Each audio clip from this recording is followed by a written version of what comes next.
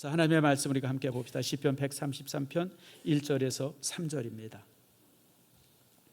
자, 같이 읽겠습니다. 시작. 보라, 형제가 연합하여 동거함이 어찌 그리 선하고 아름다운고, 머리에 있는 보배로운 기름이 수염 곧 아론의 수염에 흘러서 그의 옷깃까지 내린 같고, 헐몬의 이슬이 시온의 산들에 내린 같도다. 거기서 여호와께서 복을 명하셨나니 곧 영생이로다. 아멘. 기도하겠습니다. 하나님 감사합니다. 주께서 우리를 사랑해 주셔서 오늘처럼 저희들 주의 전에 오게 하시고 귀하게 아버지 귀한 말씀 앞에 나눌 수 있도록 은총 내려주심을 감사합니다. 아버지 하나님, 참으로 말씀이 우리에게 힘이 되게 하시고 능력이 되게 하시고 말씀이 우리 안에서 정말 복된 모습 되어줄 수 있도록 은혜 내려 주시옵소서. 주의 말씀을 내가 가슴에 새김으로 인해서 내 안에 있는 죄가 사라지게 하시고 거짓이 물러가게 하시고 시기가 끊어지게 하시고, 정말 아버지 하나님, 그 말씀으로 인해서 내가 부유해지며 넉넉해지며 아버지 내 마음이 하나님 앞에 든든히 세워져가는, 특별히 아버지의 말씀의 은혜가 우리의 질병을 치료하는 축복 오늘 이 시간 내리워 주시옵소서. 감사드리고 예수님의 이름으로 기도드립니다. 아멘. 자, 우리 옆사람 가면 인사합시다. 축복합니다. 사랑합니다. 오늘 주의 전에 오신 여러분들을 축복하고 사랑합니다. 작년에 제가 GMS의 지역장 회의를 이제 로마에서 해서 가서 이제 참여한 적이 있었습니다. 근데 이제 사실 유럽이라고 하는 곳이 가기가 힘들죠. 보통 14시간, 15시간 걸리는데 저 좀 싸게 간다고 비행기를 이제 어디입니까? 아랍에미리트인가요? 거기 어디 내려가지고 한 4-5시간 기다렸다 또 타고, 그래서 가는 데만 한 20시간 가까이 걸린 것 같아요. 이제 로마에 딱 내렸습니다. 아주 그냥 몸도 되게 피곤하고 초조금이 되죠. 여러분 여행해 보셔서 알잖아요. 그런데 이제 내려서 이제 보는데, 비행기에서 내리면 제일 먼저 뭘 해야죠? 출입국 관리소에 가서 도장 찍는 거 있잖아요. 그 도장을 찍어야 이제 그 나라에 들어갈 수 있는 거예요. 그래서 보니까 그냥 사람이 꽉 찼어요. 그래서 저기 가서도 또 한 1시간 정도 이제 서 있어야 되나 보다. 그리고 우리 집사람이랑 그냥 글로 막 열심히 가고 있는데 갑자기 여자 경찰 하나가 헤이 그러고 우리를 부르는 거예요. 깜짝 놀랐어요. 우린 본능적으로 경찰이 부르면 어떻게 하죠? 쫄잖아요. 이거 우리가 뭔 잘못한 게 있나?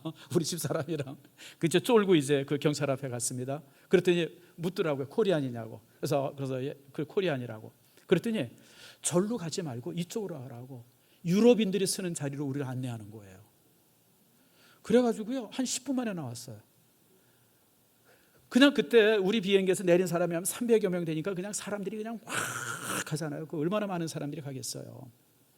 그런데 그렇게 가는데 우리 한국 사람인지 이 사람이 어떻게 알아봤는지 오라 그래가지고 다른 길에 서가지고 우리가 이제 간 거예요. 사실은 제가 이제 예전부터 이제 이태리 사람, 특별히 로마 공항에서 대한민국 사람들에게 아주 친절하다는 얘기를 제가 여러 번 듣긴 들었어요. 어디 진짜 그러더라고요. 근데 제가 이제 의문이 된 건 뭐냐면, 아니 저 사람들이 내가 한국 사람인 걸 어떻게 알아봤을까라고 하는 거예요. 내가 잘생겼나? 근데 여러분 알다시피 그건 아니죠.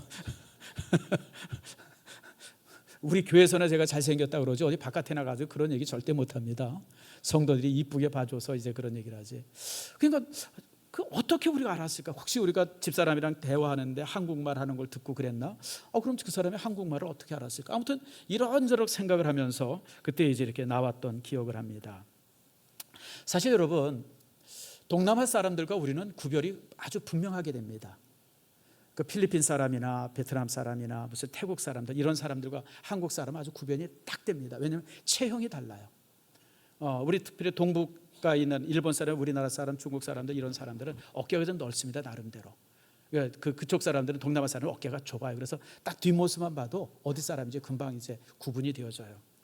그리고 때깔도 달라요. 색깔이 다릅니다. 왜 한국 사람들이 얼마나 하얗습니까? 근데 여러분, 중국 사람이나 일본 사람, 한국 사람은요 사실 구분이 안 돼요. 왜냐하면 옷 입는 것도 비슷하고 화장도 비슷하게 해요.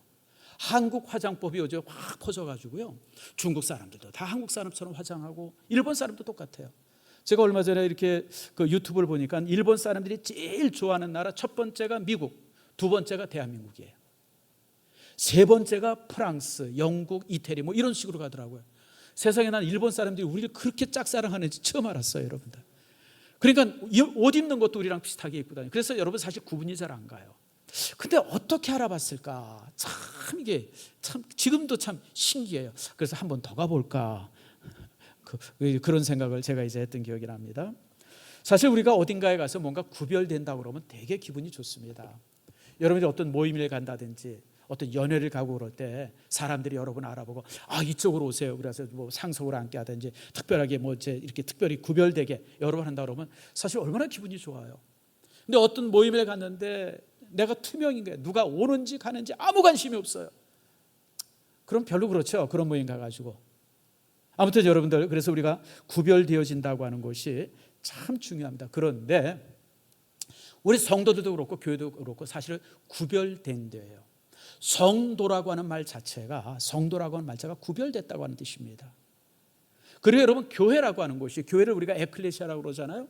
에클레시아는 이게 두 단어가 합해진 거. 에크는 무엇 무소로부터 이렇게 띄어내다, 이렇게 불러내야 되는 게.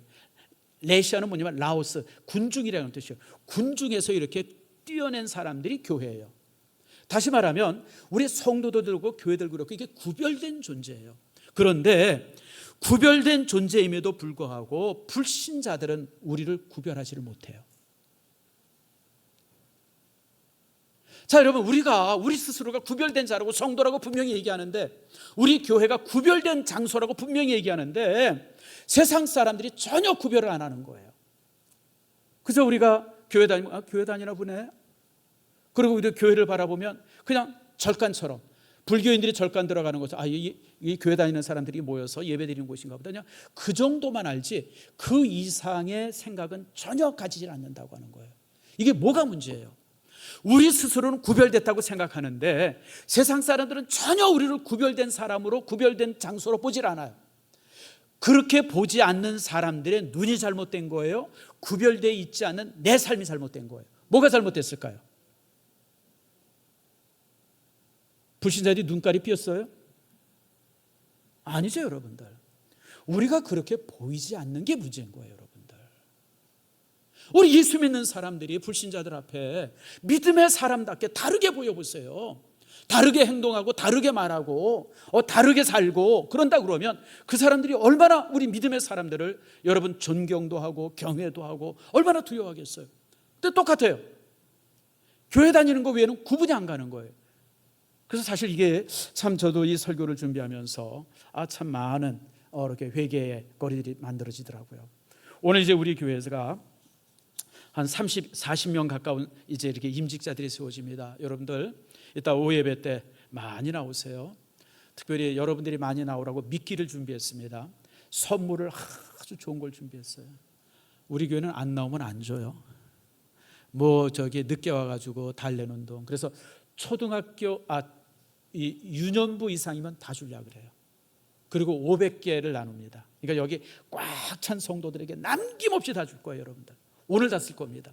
그러니까 여러분들이 빼놓지 말고 많이 나오셔서 선물도 받고, 그리고 축하도 해주고. 여러분 40여 명의 임직자들이 세워지는데 이게 교회가 얼마나 큰 잔치예요, 여러분들. 여러분, 그러므로 여러분들이 정말 와서 박수도 쳐주고 축하도 해주고 축복도 해주고, 여러분 이제 그런 좋은 시간들을 갖기를 원하는데, 우리가 그런 일꾼들이 세워지면서 우리 교회가 어떻게 하면 이런 아름다운 교회, 세상, 그리고 어떻게 하면 정말 구별되어진 성도가 될 수 있는지, 이런 부분들을 오늘 말씀을 통해서 함께 나눕니다. 오늘 우리가 읽었던 이 말씀은 교회를 향한 말씀입니다. 교회가 어떤 곳이 되어야 되느냐. 1절에 뭐라 그래요? 형제가 연합하고 동거하며 어찌 그리고 선하고 하라. 교회라고 하는 곳이 정말 땅의 지상의 천국 같이 이런 모습이 되어야 된다고 하는 거예요. 머리에 있는 이 머리에 그 이제 아론의 수염에 흐르는 그런 어떤 그 임직의 기름처럼, 그다음에 헐몬의 이슬이, 그 이제 헐몬은 이스라엘 북쪽의 큰 산입니다. 거기서 사실은 거기가 수원제예요. 거기서 만년설이 녹아가지고 그 물이 이제 그 갈릴리 호수를 채우고 그 물이 이제 이스라엘 전체를 적시는 그런 어떤 물이 되어지는데, 그런 것처럼 아름답다고 하는 겁니다. 그리고 그런 모임을 향해서 하나님께서 명령하시는데 따라합시다. 곧 영생이로다. 영생의 복을 주신다는 거예요. 교회라고 하는 곳이 바로 이런 거룩한 곳이에요. 교회라고 하는 곳이 여러분 성도들끼리 정말 아름답고, 성도들끼리 언어나 태도나 자세나 이런 부분들이 정말 세상 사람들이 바라볼 수 없을 정도로 그런 아름다움이 교회 안에 있고, 그리고 그 속에서 모여있는 모든 성도들에게 하나님께 주신 그 이제 영생의 복을 함께 나누는 곳, 그곳이 바로 이제 교회가 되어져 교회라고 하는 것입니다. 그래서 예수님께서도 우리에게 주기도문을 가르쳐 주면서 동일한 말씀을 하셔. 나라가 임하옵시며. 이게 무슨 뜻이에요? 하늘에 있는 하나님의 나라가 이 땅에 임하기를 바랍니다. 근데 그 이 땅에 임하는 장소가 어디예요? 그게 바로 교회예요. 교회. 교회가 어디냐? 교회가 무엇이냐? 교회가 본받을 것, 교회가 바라볼 것, 교회는 바로 그렇게 돼야 된다라고 바라봐야 되는 곳이 어디냐면 바로 천국입니다. 그래서 하늘에는 천국이 있지만 그 천국의 모형이 지상에서도 있어져야 되는데 그게 바로 교회입니다. 교회는 이런 거룩함이 교회 안에 있어야 되죠. 그래서 여러분들, 우리가 세상에 나가서 막 분유하고 힘들고 뭐 어렵게 살지만 그러나 교회에 와서는 항상 천국을 경험할 수 있어야 돼요. 여러분, 세상이 얼마나 무섭습니까? 정말 집을 떠나는 순간 여러분, 우리가 전쟁터에 들어가는 거 아닙니까? 여러분, 우리가 아침 먹고 나서 출근하죠. 학교를 가든지 회사를 가든지 우리가 바깥에 나가요. 바깥에 나가는 게 뭐예요? 전쟁하러 나가는 거예요. 전쟁하러. 아마 여러분들 명절 때마다 보는 영화가 있을 거예요. 명절 때마다 TV에서 항상 하는 영화가 있어요. 뭐냐면 말죽거리 잔혹사라는 영화. 보신 분? 안 볼 수가 없어요. 명절 때마다 항상 그냥 항상 끊임없이 해줘서 저도 몇 번을 봤는지 몰라요. 진짜 여러분 그 말죽거리의 잔혹사에 나오는 그 얘기가 저희들 중고등학교 다닐 때랑 너무 똑같아요. 덩치 좋고 키 큰 놈들은 맨 뒤에 앉아가지고 삥 뜯고 때리고 그냥 온갖 잡탕질 잘하고, 그저 공부하려고 하는 애들 맨 앞자리에 앉아있고. 여러분, 학교도 지옥이에요. 학교도. 군대는 더더욱 말할 것도 없고. 그리고 여러분, 회사는 어때요? 회사. 직장은 어때요? 똑같죠, 여러분들. 한번 제 동서가 이제 군대에서 제대한 동서인데, 군대에서 이제 제대하면 세상을 잘 모르잖아요. 그래서 아무튼 이렇게 이런 거 저런 거 하다가 사기를 크게 2번을 당했어요. 퇴직금 한 번 만져도 제대로 못 보고 그냥 잃어버리고 막 그랬어요. 그랬더니 그 동서가 나보고 와서 그러더래요. 형님, 아니 왜 세상 사람들이 이렇게 살아요? 그러니까 사기를 크게 2번 당했어요. 아무튼 수십억을 당한 거예요. 그러면서 나한테 와서 세상 사람들은 왜 이렇게 살아요? 나보고 그러길래 내가 동서 보고 그랬어요. 이 사람아, 나는 그 세상에서 지금 60년을 살았어. 이제 1년 살고 그래. 참 여러분, 이 사람 사는 게 얼마나 쉽지 않아요. 주변에 사기꾼들 많고. 참. 요즘에 이제 우크라이나에서 전쟁 나지 않았습니까? 벌써 이제 횟수로 3년째 되어지는데, 원래 이 전쟁은 나지 않아야 될 전쟁, 날 수 없는 전쟁이에요. 원래는. 이게 왜 날 수 없는 전쟁이냐면, 옛날 소련이 무너졌을 때 우크라이나에 원자폭탄이, 미사일 원자폭탄이 몇 개 있어요. 거의 한 700개가 있었어요. 이건 소련 사람들이 원자폭탄을 어디에다 제일 많이 갖다 놨냐면 이 우크라이나에 제일 많이 갖다 놨습니다. 거기서 이제 유럽을 향해서 쏘기가 제일 가깝기 때문에. 그러니까 우크라이나가 딱 독립을 했어요. 이제 독립을 하고 딱 보니까 이게 문제가 뭐냐면, 독립할 수 있는데 문제는 우크라이나 안에 원자폭탄 700~800개가 있는 거예요. 그러니까 세계 3번째로 원자폭탄을 많이 갖던 나라가 우크라이나였었어요. 소련이 숫자적으로 제일 많았고, 소련은 수십만 발 있었고, 미국도 몇만 발 있었고, 그 다음에 우크라이나가 거의 10,000발 가까이 있었어요. 그리고 이제 중국이에요. 우크라이나에 그렇게 원자폭탄이 많았었어요. 그러니까 이제 이게 소련도 그렇고 미국도 이게 되게 염려가 된 거예요. 그래가지고 이 2 나라가 우크라이나 사람들 가서 꼬셨습니다. 이제 러시아죠. 러시아는 뭐라고 꼬셨냐면, 우크라이나 보고 우리가 절대 너희 나라 쳐들어오지 않겠다. 너희 땅 1cm도 안 들어오겠다. 걱정하지 말아라. 너희들이 가지고 있는 원자폭탄 다 폐기해라. 또 미국은 뭐라 그랬냐면, 근데 이제 소련이 여러분, 이 우크라이나가 그 말을 안 믿죠. 여러분, 소련 말을 믿습니까? 그게 어떤 놈인지 뻔히 아는데. 그러고 있는데 미국이 와서 또 꼬시는 거예요. 미국이 뭐라 그러면, 만약에 누가 침략하면 우리가 그대로 다 막아주겠다. 우리가 군대 보내고 탱크 보내고 미사일 보내고 비행기 보내가지고 너희 나라를 철통같이 지켜주겠다. 그래서 부다페스트에서 만나가지고 이 우크라이나에 있는 모든 원자폭탄 폐기 협정을 맺습니다. 그리고 사실 몇 년에 걸쳐서 우크라이나에 있는 모든 원자폭탄을 폐기합니다. 폐기하고 제일 먼저 일어난 게 뭐예요? 러시아의 크림반도 침략입니다.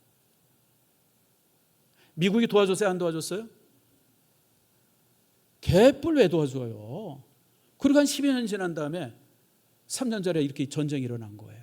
여러분, 이게 세상이에요. 여러분들, 국가 대 국가의 협정인데도요, 자기 이익 앞에서는요, 여러분, 그냥 철떡같이 변화되죠. 여러분들, 이익이, 여러분, 그렇죠. 우리도 요즘에 이제 그런 얘기 많이 하잖아. 이제 트럼프가 대통령이 되어지면 우리나라에 있는 이제 미군들 철수한다, 뭐 어쩐다, 뭐 그러면서 뭐 요즘에 그런 얘기들이 종종 이제 신문이나 이런 데 기사에 떠요.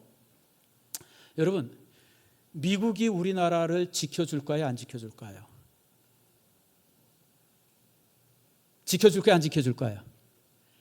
안 지켜줘요. 여러분, 미국이 왜 지켜줘요? 75년 전에 있었던 6.25 전쟁 때는 미국이 정말 어떻게 얼떨결에 참여돼가지고 그렇게 정말 수십만의 사람들이 우리나라에 와서 이제 죽고 다치고 그랬지만, 이제는 여러분 세상이 달라졌어요.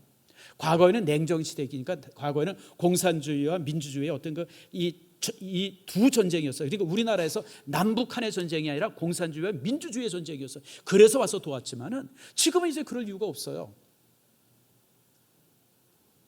여러분, 절대 안 도와줍니다. 미국 사람 한두 사람만 죽어도 다 철수할 겁니다. 세계는 냉혹합니다, 여러분들. 그러니까 우리나라는 우리가 스스로 지켜요. 여러분, 대표적인 케이스가 지금 우크라이나예요. 우크라이나는요, 미국 사람들이 철석같이 지켜주겠다는 나라예요. 30년 전에 소련 무너지고 나서 그렇게 협정을 맺어가지고 모든 원자폭탄을 다 뺏어간 겁니다. 그래서 이 우크라이나는 그렇게 많았던 원자폭탄이 다 없어지고 나니까 소련이 쳐들어와서, 러시아가 쳐들어와서 크림반도 10여 년 전에 점령했고, 그리고 나서 3년 전에 우크라이나를 전폭적으로 침략한 겁니다. 아무도 안 도와주잖아요. 무기만 도와주죠.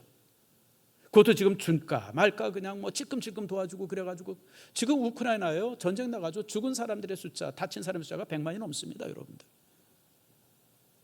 그게 세상이에요. 여러분, 세상 쉽게 보지 마세요. 아마 여러분들이 더 잘할 거예요.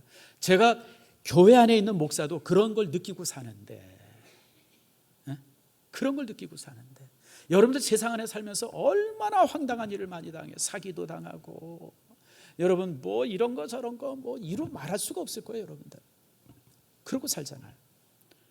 여러분들, 그러나 교회는 다른 곳입니다. 교회는 전혀 세상과 다른 것, 세상의 윤리나 세상의 모든 것들이 들어올 수가 없어요. 이곳은 하나님의 임재가 있는 곳이고 하나님의 나라가 이곳에 임한 곳이에요. 예수님께서 우리에게 기도로 가르쳐 주신 것처럼 하늘에 하나님의 나라가 이 땅에 임하는 곳, 그곳이 바로 교회예요. 그래서 오늘 본문의 말씀에 이제 교회가 얼마나 아름다운 곳인가라고 하는 것을 말씀하는데, 133편에 있는 말씀, 정말 하나님이 그 형제들이 연합하고 동거하고 그리고 이제 풍요하고 풍성해서 하나님께서 이 교회를 향해서 명령하시는데, 따라합시다. 곧 영생이로다. 이곳에 있는 모든 자들에게 영생을 명령하시고 선포하시는 겁니다.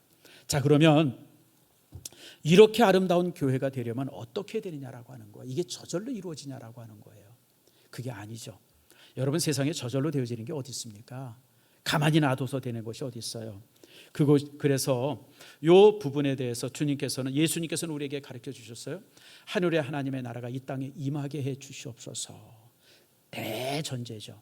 그리고 그런 대전제가 교회 안에서 이루어지려면 어떤 것이 있어야 되느냐라고 말씀하는 것이 데살로니가전서 5장에 있는 말씀입니다. 데살로니가 교회는 여러분 잘 아시죠? 사도 바울이 데살로니가에 전도하러 갔는데 너무 핍박이 심해가지고 딱 3주밖에 못 있었어요. 3주 있다가 도망 나온 곳이에요. 그러니까 20일도 채 못 있었어요. 그래서 이제 몇 명 전도를 했는데 그 몇 명의 사람들이 교회를 세웠는데 너무 아름다운 교회를 세운 거예요. 그래서 사도 바울이 그 데살로니가 교회에 편지를 쓴 것이 데살로니가 전서와 후서인데, 특별히 전서 맨 후반 이제 이렇게 마지막 인사를 하면서 권면하면서 이런 교회가 되게 하라라고 하는 것을 말씀해 주시고 있는데, 그게 바로 데살로니가 전서 5장 12절과 22절에 있는 말씀입니다. 이 말씀 속에 교회가 교회다우려면 이래야 된다라고 하는 네 기둥을 말합니다. 교회는 네 기둥이 서야 돼요. 네 기둥. 그 첫 번째 기둥, 두 번째, 세 번째, 네 번째, 이런, 여러분 보통 기둥이 집이 되려면 네 기둥이 있잖아요. 이렇게 네 기둥이 있어서 딱 견고하게 지켜줘야 집이 탄탄하게 쓰는 것처럼 교회도 네 기둥이 있어야 되는 거예요. 네 기둥. 자, 그러면 교회에 세워질 네 기둥이 무엇이냐라고 하는 겁니다. 첫 번째가 사역자와의 관계예요. 자, 데살로니가전서 5장 12절 말씀 다 찾아보세요. 자, 여기를 펴두세요. 오늘 설교의 주제는 데살로니가전서 5장 12절에서 22절에 있는 말씀입니다. 자, 데살로니가전서 5장 12절 말씀 같이 읽습니다. 시작. 형제들아, 우리가 너희에게 구하노니 너희 가운데 수고하고 주 안에서 너희를 다스리며 고안하는 자들을 너희가 알고. 다시 말하면 데살로니가 교회에 사역자가 있었어요. 목사가 있었습니다. 장로가 있었어요. 바로 그 사람들을 말합니다. 그들이 이제 교회 안에서 수고하고 그들을 다스리고 그들을 권합니다. 그리고 이제 그들의 역사로 말미암아 이제 교회가 세워지죠. 그런데 이 사역자와의 관계가 중요하다고 하는 거예요. 사역자의 관계가 어떻게 되느냐? 한번 따라합시다. 귀히 여기며, 가장 귀히 여기며, 사랑 안에서 가장 귀히 여기며. 세 가지 단어를 말합니다. 귀히 여긴다고 하는 것은 존경한다고 하는 거예요. 존경한다. 근데 어떻게 존경해야 되느냐? 가장 존경하려는 거예요. 가장 존경해라. 그리고 가장 존경하는데 사랑 안에서 존경하려는 거예요. 사랑 안에서 가장 존경하라. 여러분, 요즘에 이제 신문에 또 자주 나오는 것 중에 하나가 손흥정 씨에 대한 얘기가 나와요. 손흥민의 아버지죠. 그분이 했던 축구 클럽에서 무슨 구타가 일어났다, 애들을 이렇게 때렸다, 꼴밤 때렸다, 귀잡아 당겼다, 이렇게 무슨 봉우리 이렇게 엉덩이를 때렸다, 그것 때문에 이제 고발해가지고 지금 이제 이 5억을 달라 그랬다 그래요. 야, 여러분, 5억이 네 집 이름입니까? 참 나쁜 사람들 많아요. 여러분, 축구 시합을 해요. 요즘에 이제 저도 이제 재밌게 보는데. 유로 24인가 지금 유럽 축구 대회 하잖아요. 나 참 되게 재밌게 봐요. 아침 일어나면 제일 먼저 그것부터 봐요. 어떻게 됐나. 야, 근데 유럽 사람들 축구 진짜. 유럽은요, 총만 안 들었지 전쟁이에요. 축구는 전쟁입니다. 총만 안. 총 대신 뭐 들었어요? 축구공 하나 든 거. 축구공 하나 들어가지 이 사람들이 막 진짜 전쟁이 돼. 진짜 전쟁. 진짜 전쟁을 해요. 근데 그렇게 전쟁을 하는데. 여러분, 지금 유소년들 이제 축구 시합하는데 애들 누가 하나가 이제 막 안 뛰고 깨버려요. 좀 뛰래니까 이러겠어요. 야, 너 안 뛰어! 이러겠어요. 어떻게 하겠어요? 어떻게 하겠어요, 집사님? 아니, 당연히 야단치죠. 전쟁을 하고 있는데 애가 꿰부리고 안 뛰고 비실비실하고 그러면 에이, 제발 뛰어라. 이따 사탕 사줄게, 뛰어. 여러분, 이러겠어요? 야단치겠어요? 물론 제가 손흥정이가 잘했다는 얘기는 아니에요. 손흥정 씨가. 그분도 좀 잘못이 있죠. 지금 시대가 많이 바뀌었는데 뭔가 지금 교육의 방법을 좀 바뀌어야 되죠. 근데 여러분, 우리나라는 두 사람을 건드리면 안 돼요. 대한민국은요, 대통령 건드려도 돼요. 야당 대표한테 온갖 욕해도 돼요. 근데 딱 두 사람한테는 욕하면 안 돼요. 누구요? 첫 번째, 유재석. 여러분, 유재석한테 욕하면 안 돼요. 유재석한테 욕하면 그걸로 끝나요. 모든 연예인들이 유재석한테 시비하고 욕하면 연예인의 거기서 끝납니다. 내가 아무리 봐도 유재석이 매력이 없는데 빌빌하고 아는 것도 없고 그냥. 근데 왜 유재석이 그런지 모르세요. 두 번째가 누군지 아세요? 손흥민이에요. 손흥민이 건드리면 끝나요. 이강인이가 한번 손흥민한테 엉겼다가 실제 여러분 국가대표에서 쫓겨날 뻔했어요. 이강인이가 하늘을 날아다녀도요, 손흥민한테 엉기면 그게 끝이에요. 근데 손흥민이가 어떻게 했어요? 용서했잖아요. 그래서 이강인이가 국가대표 안에 들어온 거예요. 근데 지금 손흥민이가요, 이강인이가 그 사건이 있고 나서 별로 지금 국민들한테 사랑을 못 받아요. 왜 못 받아요? 송민한테 엉겨서. 여러분, 이 두 사람은 건드리면 안 되는 거예요. 근데 지금 이 아버지가 그 손흥민의 아버지를 걸어가지고 네 아들. 여러분, 근데 나는 손흥정 씨도 참 마음에 들어요. 돈으로 해결하겠다고 그러지 않죠. 왜냐하면 이것이 습관이 되어지면 앞으로 이 유소년 축구단체나 이런 것들이 매 문제 생길 때마다 돈 요하고 돈 주고 그러면 여러분 끝이 없는 거예요. 그러니까 손흥민 아버지 손흥정 씨 스스로가 내가 정식으로 수사받고 벌받겠다. 그래서 검찰에 본인이 제출한 거예요. 내가 벌받겠다. 여러분, 남자가 그래야 돼요. 그렇잖아요, 여러분들. 내가 뭔가 잘못했으면 내가 벌 받겠다. 비굴하게 그러지 말고 돈으로 해결하려고 그러지 마. 난 그래서 물론 손흥정 씨가 다 잘했다는 게 아니에요. 그러나 그 상황 속에서 이 사람이 참 남자답구나. 그리고 자기 개인이 아니라 어떤 그 이제 거대한 그런 어떤 그 단체를 그 이제 그 더 큰 걸 바라보는 사람이구나. 그랬더니 또 여기 또 그 벌떼같이 붙어 있는 놈들이 있어요. 내가 제일 싫어하는 게 시민단체들인데 뭐 비판하고 나서고 뭐 어쩌고 저쩌고. 여러분, 시민단체는 더 썩어 있어요. 국가에 붙어가지고 빌 붙어가지고 그런 사람들인데 그것들이 나서가지고 뭐 또 비판하고. 그래서 내가 이게 저 혼자 하는 생각이에요. 아이고, 꼴값을 떠내. 니들이나 잘해라, 니들이나. 그런 마음이 들어요. 어쨌든 여러분, 이거는 제 생각이고, 여러분 근데 여러분, 그렇게 스승이랑 제자가 그런 식으로 얽혀버리면 이제는 그 아이를 누가 교육하겠어요? 내가 볼 때 부모가 너무 잘못한 거예요. 이제 그 아이 축구 못합니다.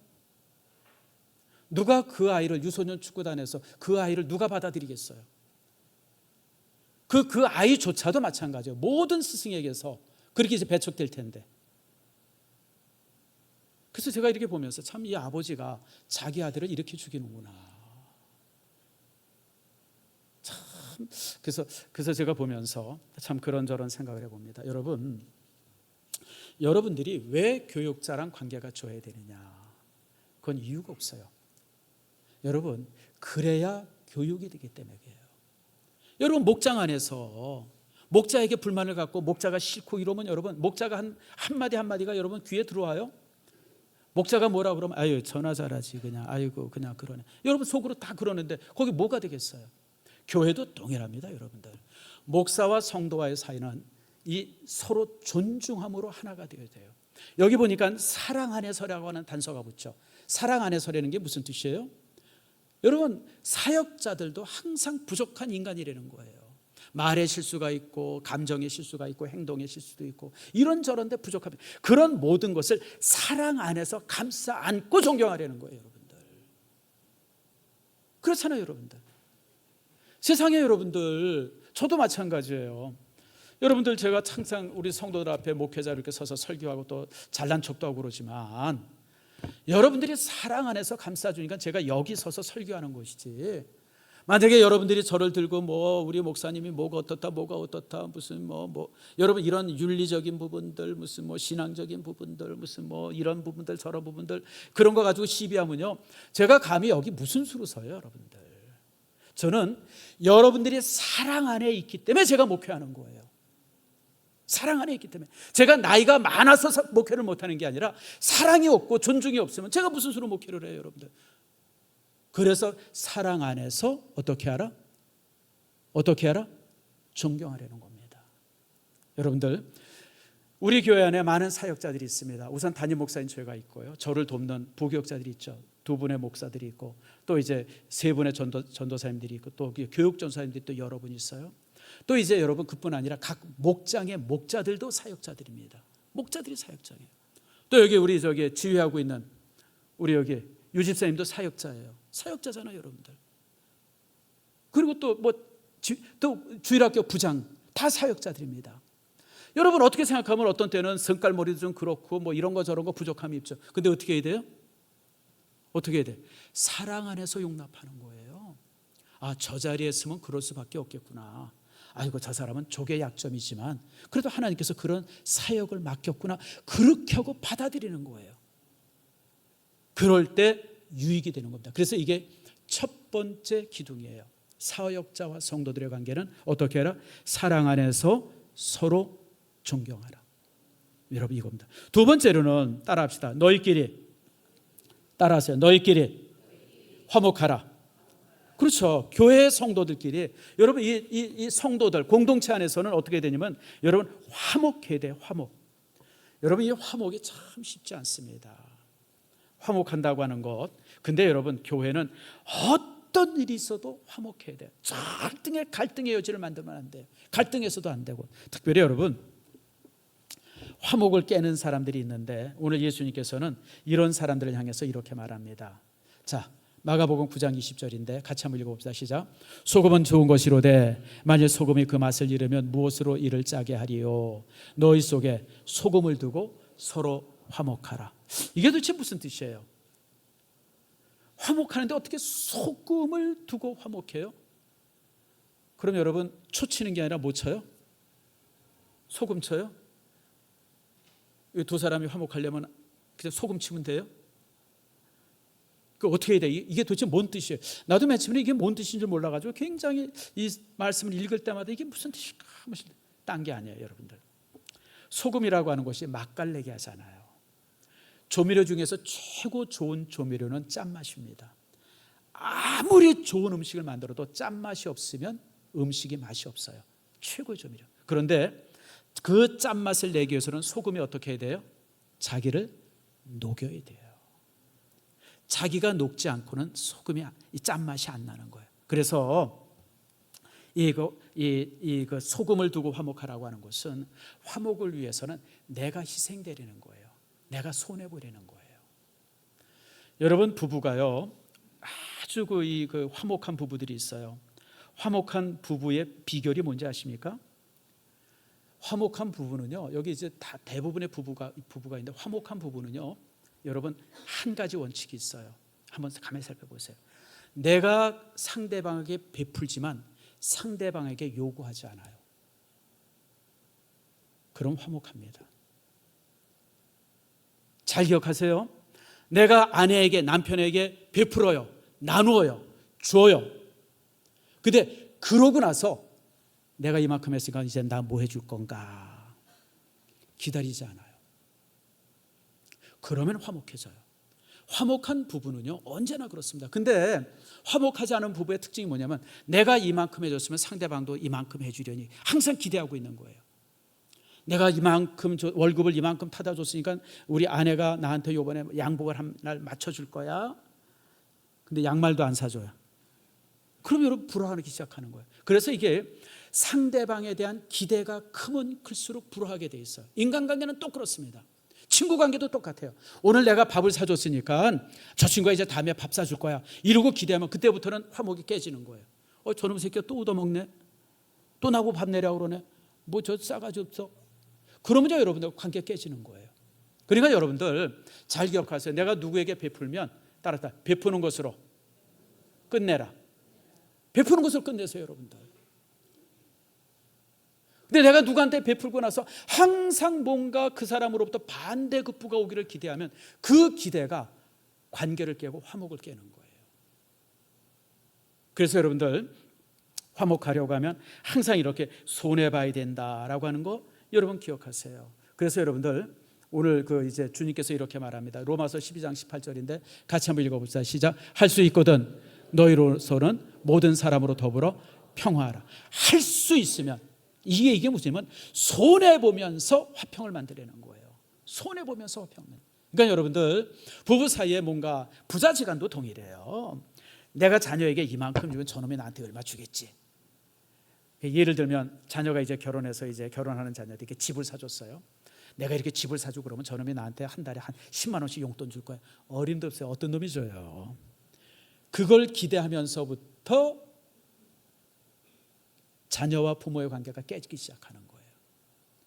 그러니까 전혀 기대하고 있지 않는데 어느 날 자녀가 이거 어머니 용돈 하세요, 아버지 용돈 하세요 그러고 주면 그걸 기뻐하면 돼요. 그거를 이놈의 새끼 내가 1억 줬는데 100만 원도 안 줘. 그럼 그때부터 관계가 깨지는 거예요, 여러분들. 그래서 여러분들 이렇게 이런 모습이 필요하다라고 하는 겁니다. 그런데 문제는 뭐냐면 이 화목을 깨는 사람들이 교회 안에 있어요. 근본적으로 악한 사람일 수도 있고 이상한 사람도 있고 모자라는 사람들이 있고 또 이제 교회 생활에 익숙하지 않은 사람들이 종종 이 화목을 깨요. 교회의 화목을 깨는 거예요. 그런 사람이 어떤 사람입니까? 자, 14절 말씀에 그런 사람들의 모습이 나오죠. 14절을 같이 한번 읽읍시다. 시작. 또 형제들아 너희를 권면하노니 게으른 자들을 권계하며 마음이 약한 자들을 격려하고 힘이 없는 자들을 붙들어주며. 이런 사람들이 있어요. 교회 안에 게으른 사람들이 있어요. 그런 사람들. 또 이제 교회 안에 어떤 사람들이 있습니까? 마음이 약한 사람들이 있어요. 또 이제 어떤 사람들이 있어요? 힘이 없는 사람들이 있어요. 여러분들 이 게으른 자들이 어떤 사람들, 어떤 그 규모 없는 사람들이죠. 교회 안에서 질서가 없는 사람들이 있어요.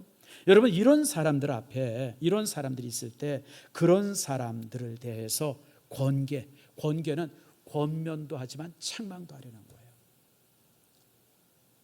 여러분 무조건 사랑으로 안고 있는 게 다 좋은 게 아니에요. 그 어떤 사람이 이제 그런 얘기를 하더라고요. 손흥정 씨가 잘못했다는 거예요. 지금 시대가 어떤데 애들이 축구하다 야단치고 그냥 뭐 봉으로 때리냐고. 여러분 그 성경을 몰라서 그래요.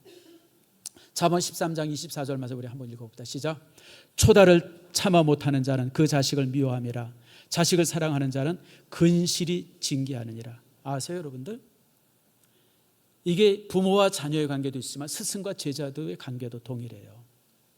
여러분 사랑으로 감사할 땐 사랑으로 감사하지만 잘못하면 아주 호되게 야단도 쳐야 돼요. 야단 안 치는 게 사랑하는 게 아니에요. 야단 치는 게 사랑하는 거예요. 축구하는데 그냥 빌빌거리고 그냥 혼자 꾀부리고 그냥 말 안 듣고 그냥 개인 플레이하고 그러면 사랑으로 감싸는 게 아니라 어떻게 해야 된다고요? 초달해야 돼. 초달해야 돼. 그게 사랑이죠. 그게 사랑. 제가 그 손흥민이 하는 얘기를 한번 읽었어요. 아버지한테 그렇게 많이 맞았답니다. 고등학교 때 중학교 때 축구 배우면서 말도 못하게 많이 맞았대요. 그래서 자기가 지금의 축구 선수가 된 거라고 그러더라고요. 만약에 손흥민이가 그럴 때 아이고 뭐 그냥 마음대로 해. 네가 하고 싶은 대로 차고 싶으면 차고 말고 싶으면 말고. 그러면 손흥민은 지금 뭐가 돼 있겠어요 여러분들? 여러분 사랑하면 초달하는 거예요. 자녀에게도 동일합니다 여러분들. 사랑하면 따끔하게 야단쳐야 돼요 여러분들. 호되게 야단쳐야 돼요. 잠언에는 심지어는 자식을 뭘로 때리냐면 채찍으로 때리라고 했어요. 채찍으로. 미워서 때리는 게 아니죠. 물론 때리다 보면 감정도 섞여요 여러분. 그건 어쩔 수가 없어요. 막 분노가 나니까 때리는 거지. 아이고 나는 뭐 사랑, 거짓말하지 마세요. 나도 때려봤는데 한두 대 때리다 보면 감정이 섞여가지고 막 격해지기도 하고 막 그래요. 그럴지라도 책망하세요. 책망이 사랑이에요. 책망. 교회 안에서 그렇죠. 자, 그다음에 이제 개인의 그것이 이제 그래서 성도 간의 첫 번째 기둥이 사역자예요. 사역자와의 기둥은 서로 존경하고 귀히 여기는 거예요.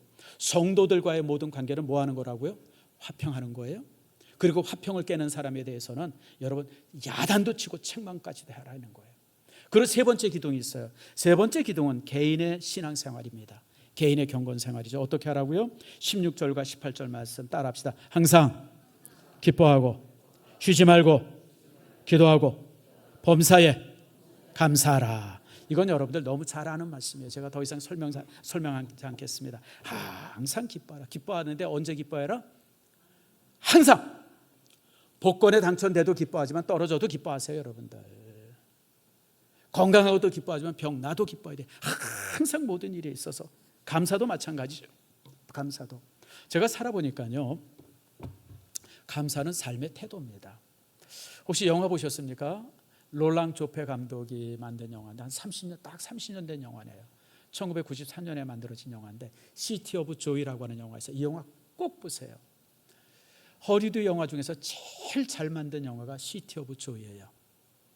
한 시골에 물론 이제 주인공이 두 사람이에요. 하나는 이제 뭔가 이제 이 의사인데 뭔가 좀 이렇게 의료 사고나 이런 것 때문에 고민하다가 이제 인도 쪽까지 이제 여행 온 사람이고, 한 사람은 이제 온 식구를 데리고 이제 이 시골에서 이제 그 칼카타로 이렇게 무작정 상경한 그런 아버지가 이제 주인공이에요.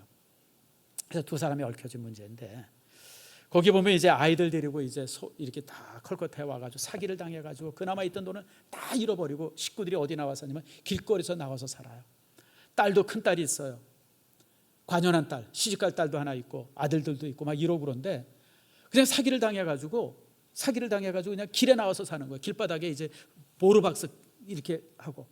그런데 뭐 먹고 살 게 뭐가 있어요. 그래가지고 뭘 하냐면 이 인력거 끄는 그거를 해. 인력거 끌러 다니는데 거기 또 사기를 당하고 거기 또 깡패한테 돈 뜯기고 그 또 주인이 또 아주 혹독해가지고 그냥 뭐 아무튼 그렇게. 그러니까 너무너무 힘들게 살아요. 그렇게 힘들게 사는데 딸이 시집을 가겠다는 거예요. 또 여러분, 인도는 지참금이라는 게 있어요. 딸이 시집을 가면 어느 정도 돈을 마련해야 시집을 가요. 둘이 좋아한다고 시집 가는. 그러니까 이 아버지가 그 지참금을 마련하려고 그냥 뭐 아무튼 뭐 그러다가 마지막에 또 칼에도 찔려요.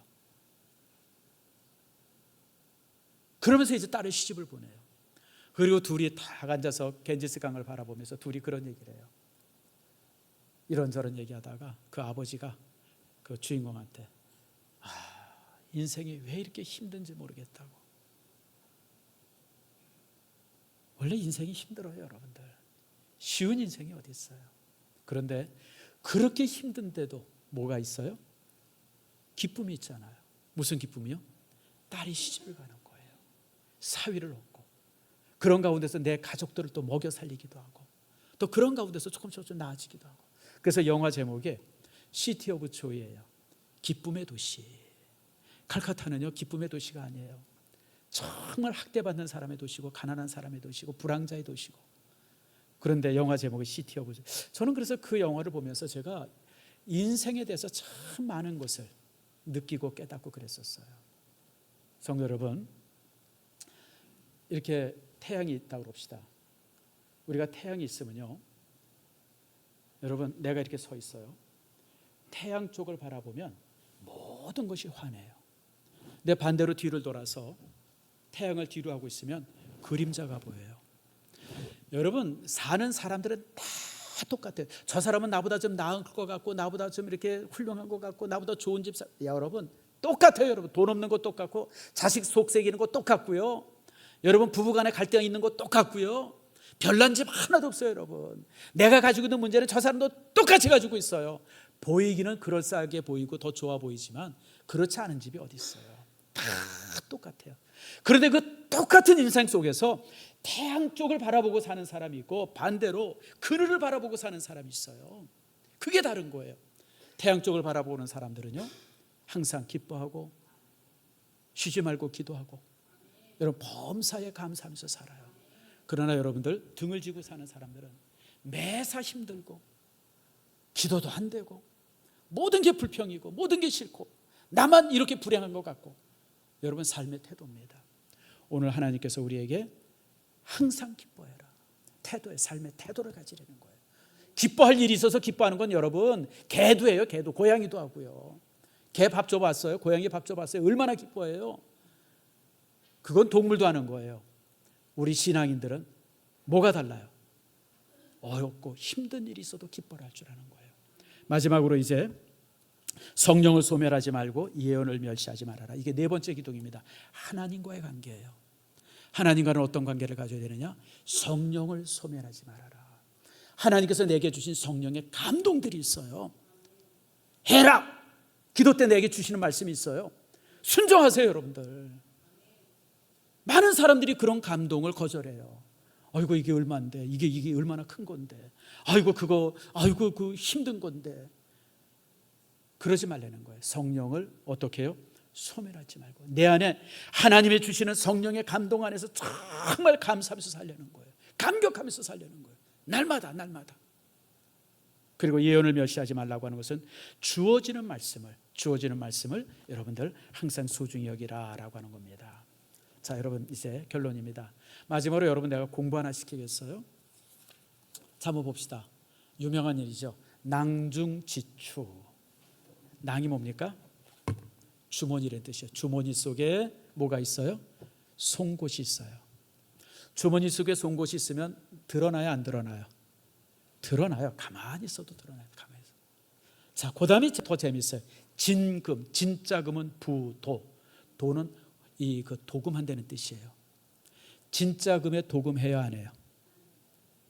도금해야 안 해요? 안 하죠. 어디다 도금해요? 가짜금에도 도금하는 거예요. 교회는 꾸밀 필요가 없어요. 천막 있어도 괜찮고 허름해도 괜찮아요, 여러분들. 물론 좋으면 얼마나 좋아요. 또 날씬하면 얼마나 좋고 밝으면 얼마나 좋아요. 근데 그럴 필요 없어요. 꾸밀 필요가 없어요. 교회는 성도들이 서로 화평을 위해서 애쓰고 서로 간에 존중하고 존중하고 성도들이 항상 기뻐하고 즐거워하고 감사하고 여러분 교회는 여러분 성도들이 성령을 소멸하지 않고 예언을 하나님의 주어진 말씀을 멸시하지 않고 이게 최고의 장식이에요 여러분들. 그 이상 아무것도 필요하지 않아요 여러분들. 그게 없으니까 그냥 이것저것 멋있게 세우려고 그러고 그냥 저거 뭐 하려고 그러고 그게 그래서 그렇지. 여러분 장동건 같은 사람은요 여러분 반바지만 입고 나와도 얼마나 멋있는지 몰라요. 내가 예전에 시간이 너무 많이 갔네요. 그 누구죠? 그 아바 음악 메들리로 만든 영화 있었죠. 그게 뭐죠? 맘마미아. 내가 그 영화를 보면서 너무 기분 나쁜 게 하나 있었어요. 뭐냐면 거기 이제 그 세 남자가 나오죠. 근데 그 한 남자 중에 그 007 피어스 브루슨. 아니 근데 그 사람은 나이가 많고 수염이 더부룩해도 왜 이렇게 멋있어요? 우리는 아무리 깔끔하게 나와도 그 폼이 안 나는데 그 사람은 그냥 수염을 안 깎고 덥수룩하고 그냥 뭐 아무렇게나 하고 있어 그냥 폼이 나는 거예요. 무슨 얘기인지 아세요? 우리가 정말 멋있는 그리스도인이 되어지면 장식할 필요가 없어요. 우리 교회가 정말 아름다운 교회면 괜히 이런 거 저런 거 여러분들 할 필요가 없어요. 그것 자체가 최고의 장식이기 때문에 그래요. 그것 자체가 최고의 아름다움. 저는 우리 일산 신성교회가 이번에 세워지는 일꾼들을 통해서 이렇게 아름다운 교회가 되어지기를 축복하고 여러분의 인생이 그러기를 축복합니다. 가정 안에서 볼 때, 사회 안에서 볼 때, 누구나 바라볼 때 저 사람은 진짜 그리스도이냐, 예수를 믿으면 저렇게 믿어야지, 이렇게 보일 수 있는 여러분들 모두가 되어지기를 축복합니다.